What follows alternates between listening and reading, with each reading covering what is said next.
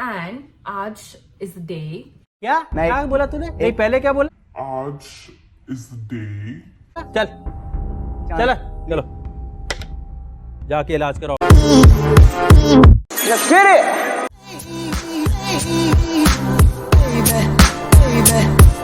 Hi guys, welcome back to my YouTube channel. My name is Lakshana and this is my YouTube channel, The Daily Vibe. And today is the day that I finally paid my last semester's fees and I'm finally free from the burden of paying the fees in Canada. So for today's video, I'm gonna talk about how to save your money, your earnings in Canada so that you can pay your fees for the next semester or the next year in Canada.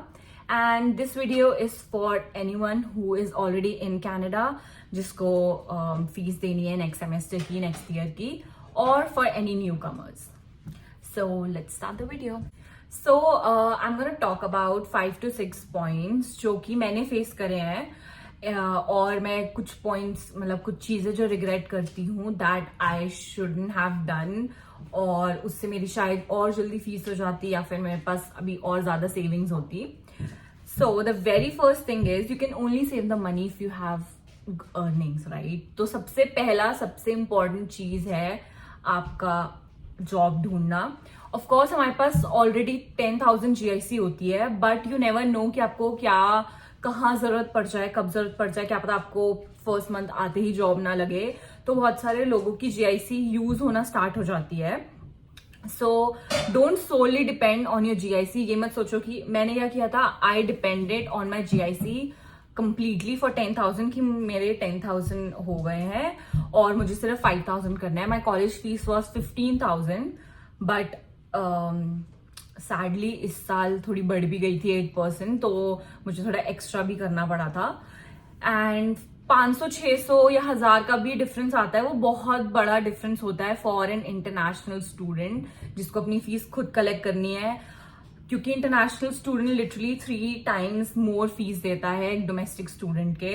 And it's not easy कि आप सिर्फ 20 hours या 30 hours काम करके ही सारी fees इकट्ठा कर लो. So it's very important कि आप अपना स्मार्टली बजट बना के चलो and you abide by that budget.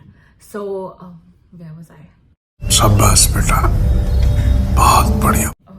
Yeah, so the first thing is finding a job जो कि बहुत ज्यादा इंपॉर्टेंट है एंड सोली आप अपने GIC में डिपेंड ना हो.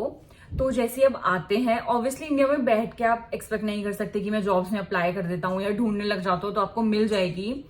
One of the most important aspect of finding a job is reference in Canada. अगर आपके पास रेफरेंस है तो आपको उस इंटरव्यू प्रोसेस से, वो स्क्रीनिंग प्रोसेस से इतना नहीं जाना पड़ेगा एज कम्पेयर टू जिसके पास रेफरेंस मतलब नहीं होता. ठीक है समझ गया. तो अगर आपके पास रेफरेंस है, आपके पास फ्रेंड्स हैं, और अगर आपके पास फ्रेंड्स नहीं भी हैं, फैमिली नहीं है आपकी यहाँ पे, तो आप ऑलरेडी इंडिया से बहुत सारे इंडियन ग्रुप होते हैं, लिटरली बहुत सारे. फेसबुक में बहुत सारे इंडियन ग्रुप्स होते हैं जहां से आप कनेक्ट कर सकते हो लोगों को. Not even Facebook, not only Facebook, you can also go to LinkedIn. वहां पे जाके आप कनेक्ट कर सकते हो लोगों को. और बहुत सारे ऐसे इंडियंस होते हैं जो आपकी जेन्युइनली हेल्प करेंगे या फिर एटलीस्ट आपको एक आइडिया दे देंगे कि चलो यहाँ पे ओपनिंग है, या फिर मेरा एक फ्रेंड है वो, उससे मैं बात कर सकता हूँ, उसके यहाँ पे ओपनिंग है. तो it's very important to create your references. और जरूरी नहीं है कि आप कनाडा आके ही अपने रेफरेंस बनाओ, आप इंडिया में बैठे बैठे भी लोगों से बात कर सकते हो और रेफरेंस बना सकते हो. सेकेंड पॉइंट आता है जॉब में कि आप कैसी जॉब मिलेगी आपको. तो यहाँ पे do not hesitate to do any kind of job, चाहे वो कैसी भी हो.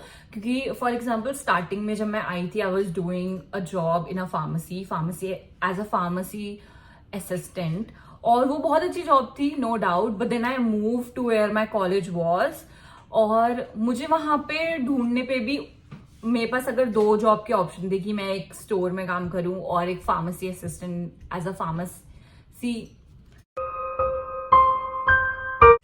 फार्मेसी असिस्टेंट काम करूं, जहां पे मुझे कम पैसे मिल रहे थे बट स्टोर में मुझे ज्यादा पैसे मिल रहे थे. तो I chose working in a store क्योंकि मेरा मेन मोटिव था कि मैं अपनी फीस दे पाऊं. I earn as much as I can so that I can save more.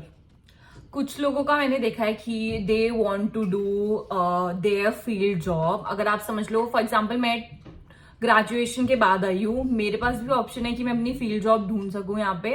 But अगर आपको नहीं मिल रही है तो इट्स ओके, आपके पास कोई कैनेडियन एक्सपीरियंस नहीं है, एजुकेशन नहीं है, सो इट्स ओके. अगर आप अपनी फील्ड जॉब आपको नहीं भी मिल रही है, आपको जो उस टाइम पे जॉब मिल रही है, यू कैन डू दैट.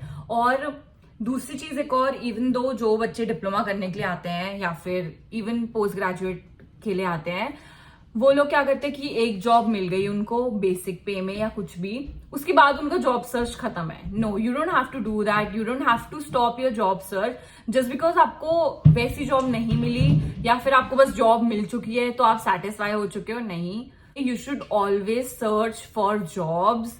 जो भी है, क्या पता आपको बेटर मिल जाए, क्या पता कोई वैकेंसी खाली हो जाए विच इज पेइंग बेटर, जिससे आपका एक आगे जाके एक्सपीरियंस एड ऑन हो सकता है, तो आप डेफिनेटली वो जॉब लोगे ना. तो that's why you should not stop searching for jobs here in Canada. और इवन दो आपको कोई इंटर्न एज अ इंटर्न रख रहा है पर आपका एक्सपीरियंस बिल्ड हो रहा है उससे, it would only help you in future.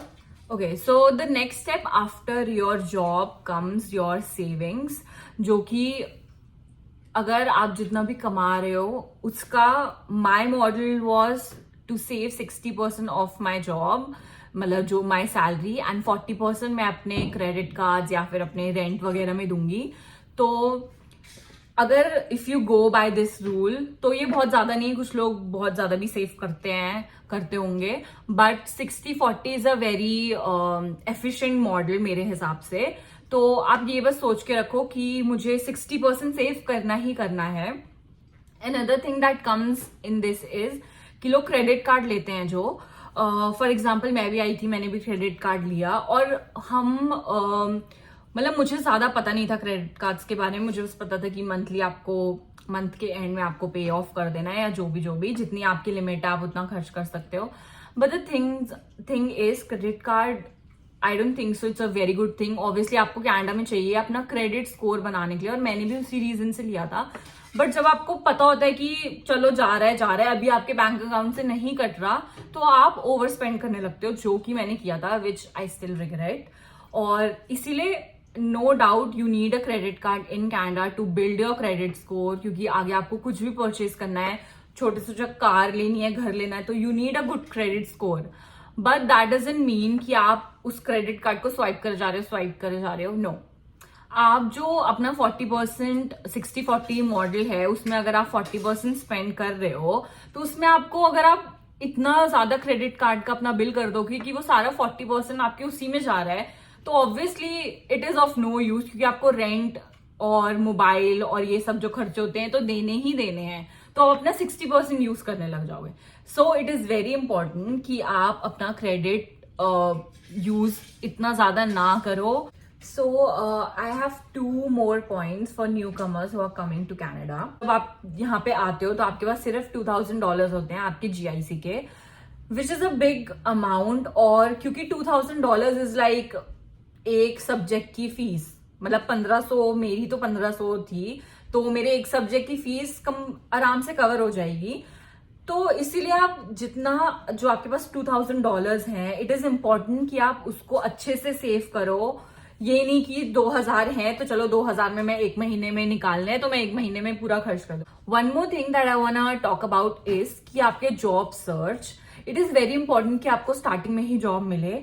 तो आपका जॉब सर्च जो होना चाहिए वो भी बहुत स्मार्टली होना चाहिए. ये मुझे स्टार्टिंग में आके नहीं पता था, मुझे लगता था कि सब वो बेसिक जॉब करते हैं या XYZ, बट ऐसा नहीं होता. You can actually get a good job यहाँ पे. अगर आप यहाँ पे बहुत सारी गवर्नमेंट साइट्स भी होती हैं, पर हमको इंडियंस को ये लगता है कि, या फिर कोई भी इंटरनेशनल स्टूडेंट को ये लगता है कि no we can not take that job, हमें तो वो मिलेगी ही नहीं. बट कभी ऐसे नहीं सोचना चाहिए, क्योंकि यहाँ पे 50% लोग इंटरनेशनल बच्चे ही हैं, 50% से ज्यादा. तो वो जॉब्स भी ओपन होती हैं, वो ये देख के नहीं होती कि इंटरनेशनल बच्चा अप्लाई कर रहा है तो उसको नहीं देनी है, ऐसा कुछ. तो ये स्टार्टिंग में मेरे को भी अभी रिग्रेट होता है कि मैंने स्टार्टिंग से ही वैसी जॉब्स क्यों नहीं ढूंढी, या फिर मैंने एक बार जॉब ढूंढ ली तो मैं रुक क्यों गई. I should have searched more jobs, but it's okay. मैंने जो गलती करी है, इट्स नॉट इम्पॉर्टेंट कि हर कोई करे. Thank you. That is all for today's video and this is all I wanted to talk about कि मैंने अपनी फीस कैसे दी, कैसे कलेक्ट करी और कैसे आप कर सकते हैं. To be honest, it was not a very very very big deal for me. I mean कि obviously फीस इतना पैसे जमा करना was a big deal for me.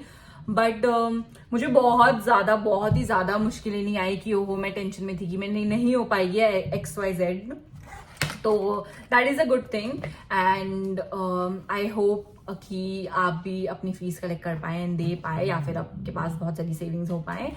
So yeah, that is all for today and if you like the video you can like, comment, share and definitely subscribe to my YouTube channel and yeah, bye.